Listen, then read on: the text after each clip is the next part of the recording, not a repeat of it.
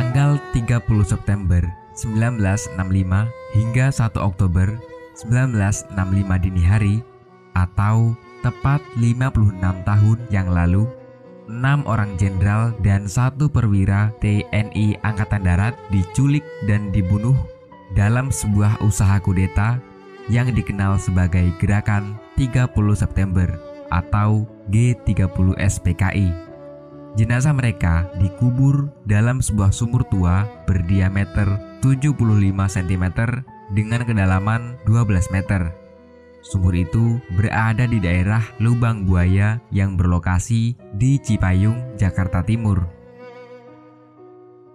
Jenazah para jenderal ditemukan pada 3 Oktober, dievakuasi pada 4 Oktober, dan dimakamkan pada 5 Oktober 1965. 7 jenderal yang gugur ini kemudian diberi gelar pahlawan revolusi. Mereka adalah Jenderal Ahmad Yani, Jenderal Suprapto, Jenderal Parman, Jenderal Haryono, Jenderal Panjaitan, Jenderal Sutoyo, dan Kapten Tandean. Awalnya, Gerakan 30S juga memasukkan nama Jenderal Nasution sebagai sasaran penculikan. Namun mereka gagal karena Nasution berhasil meloloskan diri. Mungkin banyak di antara kita yang menganggap bahwa Gerakan 30S hanya menargetkan 7 orang jenderal. Namun, laporan intelijen Amerika Serikat Central Intelligence Agency atau CIA tahun 1965 mengungkap bahwa sebenarnya jenderal yang jadi target penculikan saat G30S PKI ada 8 orang, bukan 7.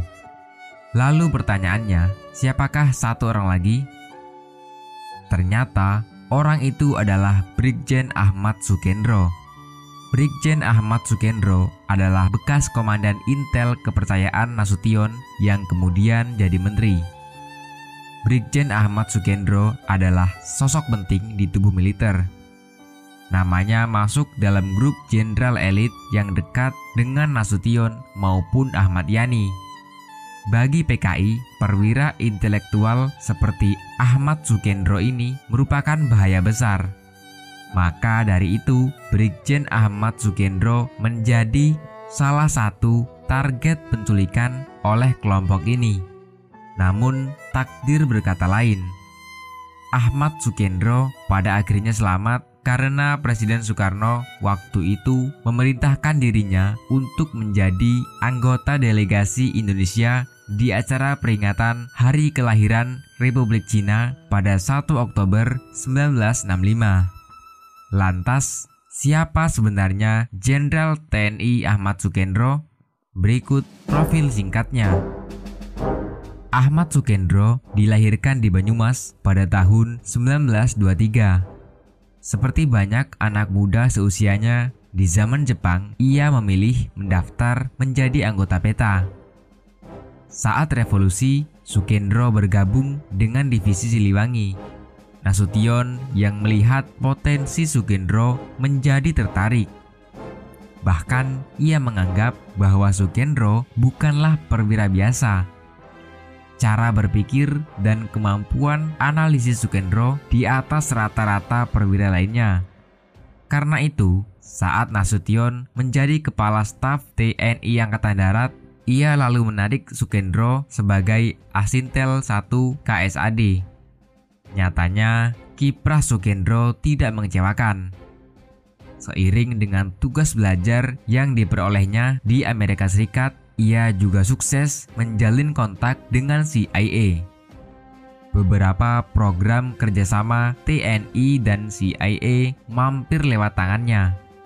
Sampai-sampai ada anggapan pada masa itu, sosok Sukendro lah penghubung utama Nasution dan juga Ahmad Yani dengan CIA.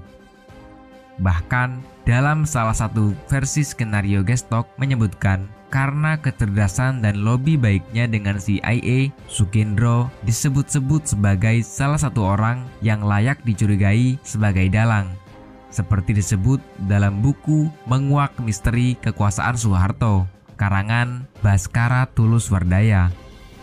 Usai peristiwa G30S PKI, karir intelijen Sukendro mulai tersisih oleh kiprah Ali Murtopo. Ia tidak bisa membendung jaring-jaring intelijen Ali yang kemudian mempercepat jatuhnya kekuasaan Soekarno. Ketika Soeharto naik ke puncak kekuasaan, karir Sukendro perlahan meredup. Namun, meski karirnya tenggelam, ia tak lantas diam.